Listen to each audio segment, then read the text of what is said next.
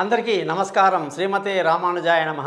12వ తారీఖు మే నెల 2024 నుంచి 18వ తారీఖు మే నెల 2024 వరకు మేషరాశి నుంచి మీనరాశి వరకు వార ఫలాలు ఎలా ఉందో తెలుసుకుందాం. గ్రహాల స్థితులు ఎలా ఉన్నాయో తెలుసుకుందాం. ముఖ్యంగా ఈ వారంగానే చూసుకుంటే గురువు వృషభ రాశిలో సంచరిస్తూ, చంద్రుడు మిథునం, కర్కాటకం, సింహం ఈ 3 రాశిలో సంచరిస్తున్నాడు. కేతు కన్యా రాశిలో, శని కుంభరాశిలో, రాహు కుజ గ్రహాలు మీనరాశిలో, అలాగే సూర్యుడు, బుధుడు, శుక్రుడు 3 గ్రహాలు కూడా మేషరాశిలో సంచరిస్తున్నాయి.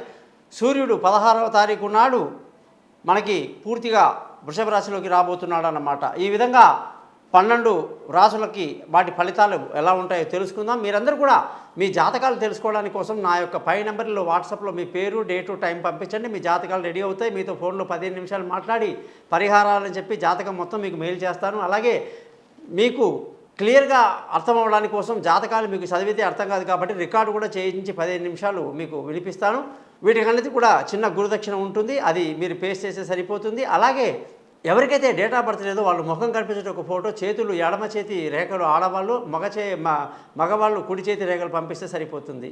సో మీరందరూ మీ జాతకాలు తెలుసుకోవడం కోసం నన్ను కాంటాక్ట్ చేస్తారని ఆశిస్తూ, మీరందరూ కూడా నేను చేస్తున్న ఈ ప్రయత్నంలో నా యొక్క యూట్యూబ్ ఛానల్ thesimple.astrologer.comని సబ్స్క్రైబ్ చేసి నన్ను మీ స్నేహితులకి, బంధువులకు పరిచయం చేస్తారని ఆశిస్తూ, మా ఆశీర్వాదాలు ఎప్పుడు మీకు ఉంటాయని తెలియజేస్తూ, ముందుగా ఈ వారంగానే చూసుకుంటే ఆదివారం నుంచి శనివారం వరకు, అలాగే ఆరుద్ర నక్షత్రం నుంచి ఉత్తరా నక్షత్రం వరకు, పంచమి నుంచి మనకి దశమి తిథి వరకు కూడా ఈ వార ఫలాలు ఉంటాయని మనం తెలుసుకుంటున్నాం.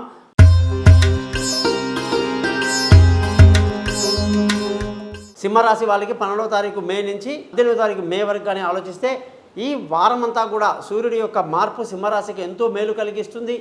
అలాగే మానసిక సంతోషాన్ని కలిగి విందులు వినోదాల్లో పాల్గొంటూ ఆనందంగా ఈ వారమంతా గడుపుతారని చెప్పాలి.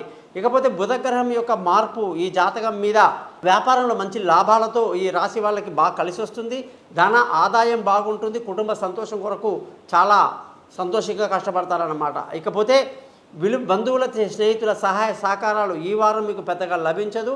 మీరు మానసిక ధైర్యాన్ని ఏమాత్రం కోల్పోకుండా ముందుకు వెళ్ళాలి. సింహరాశి వాళ్ళకి విలువైన వస్తువులు, భూములు, వాహనాలు, ఇతరత్ర ఏదైనా సరే కొనడానికి అనుకూలంగా లేదు. మంచి జ్యోతిష్యుని సంప్రదించిన తర్వాత డబ్బుని ఇన్వెస్ట్ చేయాలి, లేదా దెబ్బతింటాం.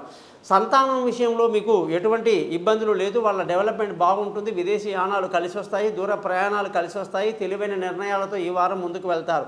ఆరోగ్యపరమైన విషయాల్లో కొంచెం జాగ్రత్తలు తీసుకోవటం మంచిది. భార్యాభర్తల మధ్య చక్కటి సయోధ్య కలిగి సంతోషంగా ఆనందంగా గడుపుతారు. పెళ్ళి కాని వాళ్ళకు పెళ్లి కుదురుతుంది. దూరంగా ఉన్న వాళ్ళు కలుసుకుంటారు. అదృష్టంగానే చూసుకుంటే ఈ వారం మీకు అదృష్టం ఏమాత్రం కలిసి రావట్లేదు. తండ్రితో లేనిపోని విరోధాలు, గొడవలు ఉండే అవకాశాలు కూడా ఉంటాయి. కాబట్టి వాళ్ళతో, పెద్దవాళ్ళతో అనవసరమైన ఆర్గ్యుమెంట్ చేసుకోవడం వల్ల నష్టపోయేది మనమే అని గుర్తించాలి. ధర్మ మార్గాన్ని ఫాలో అవ్వడానికి ప్రయత్నించాలి. ఉద్యోగస్తులందరికీ కూడా ఉద్యోగంలో ప్రమోషన్లు, ఇంక్రిమెంట్లు, పై అధికారుల ప్రశంసలు, కొత్త ఉద్యోగంలో అవకాశాలు, ఇంటర్వ్యూలు సక్సెస్ అవ్వటాలు అన్నీ అద్భుతంగా ఉన్నాయన్నమాట.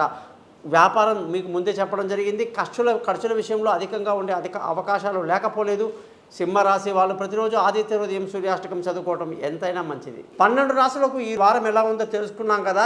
మీరందరూ కూడా మీ జాతకాలు తెలుసుకోవటానికి కోసం నన్ను కాంటాక్ట్ చేస్తారని ఆశిస్తూ, మీకు ఎటువంటి సలహాలు, ఎటువంటి ఆధ్యాత్మికటువంటి సందేహాలు, ధర్మ సందేహాలు ఉన్నా కూడా పైన ఇచ్చిన 3 నెంబర్లు నన్ను కాంటాక్ట్ చేయండి. మీ జాతకాలు తెలియజేసుకోండి. ఈ ఛానల్ని సబ్స్క్రైబ్ చేయండి. మీ బంధువులకి, స్నేహితులకి నా గురించి తెలియజేస్తారని ఆశిస్తూ మీ నుంచి సెలవు తీసుకుంటున్నాను. మీ గోపాలయంగా.